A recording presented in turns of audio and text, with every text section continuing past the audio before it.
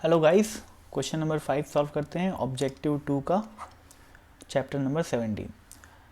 Question ने बोला है कि 3 observers are there A B C who are measuring the speed of light coming from a source to be V A V B and V C. 3 observer के according light एक source से निकल रही है और उन तीनों की स्पीड क्या क्या आ रही है, वी बी वी सी और वी ए। ठीक। Now, the observer A is moving towards the source, C is moving away from the source at the same speed. The observer B stays stationary. The surrounding space is vacuum everywhere. चलो बढ़िया। तो यार इस सवाल में है ही क्या? अपने को तो पता है ना कि लाइट की स्पीड एक यूनिवर्सल कांस्टेंट होती है। कोई कहाँ भी मूव करे, कैसे भी मूव करे, लाइट की स्पीड हमेशा उसको सी ही दिखाई देगी अगर वैक्यूम में है तो, है ना। मतलब 3 इंटू 10⁸ मीटर पर सेकेंड। लाइट की speed is a universal constant, ठीक है ना। थ्योरी ऑफ रिलेटिविटी ये साफ साफ बोलती है कि लाइट की speed is a universal constant. तो इन लोग चाहे सोर्स के पास जाएं, सोर्स के दूर जाएं या चुपचाप खड़े रहें, कोई फ़र्क नहीं पड़ता, ठीक है।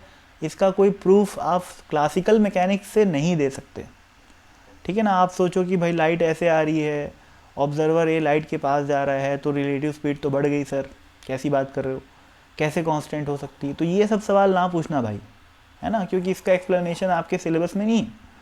ये थ्योरी ऑफ रिलेटिविटी में पढ़ते हैं, लॉरेंस ट्रांसफॉर्मेशन होता है, वो सबसे जुड़ा हुआ चीज़ है ये। इवन आप इसको इंजीनियरिंग में भी अगर आप जाते हो तो फर्स्ट ईयर में आपको बेसिक फिज़िक्स एक फर्स्ट सेमेस्टर या सेकेंड सेमेस्टर में फ़िज़िक्स नाम का एक सब्जेक्ट रहेगा, उसमें थ्योरी ऑफ रिलेटिविटी रहेगी। उसमें बिल्कुल आपको टीचर्स जो है हल्का हल्का बेवकूफ़ बनाते हुए थोड़ा थोड़ा पढ़ा देंगे थ्योरी ऑफ रिलेटिविटी, ठीक है ना। हल्का ही हल्का पढ़ाएंगे, उन लोग को भी ज़्यादा नहीं आता क्योंकि, ठीक है ना। तो बेसिकली थ्योरी ऑफ रिलेटिविटी अपने को पढ़नी ही नहीं है जीवन में, और पढ़नी भी है अगर तो खाली एग्ज़ाम पास करने के लिए निकाल पढ़नी है, वो भी कॉलेज में सेमेस्टर निकालने के लिए, ठीक। तो ज़्यादा दिमाग अपना इसमें खर्चा करना ही मत।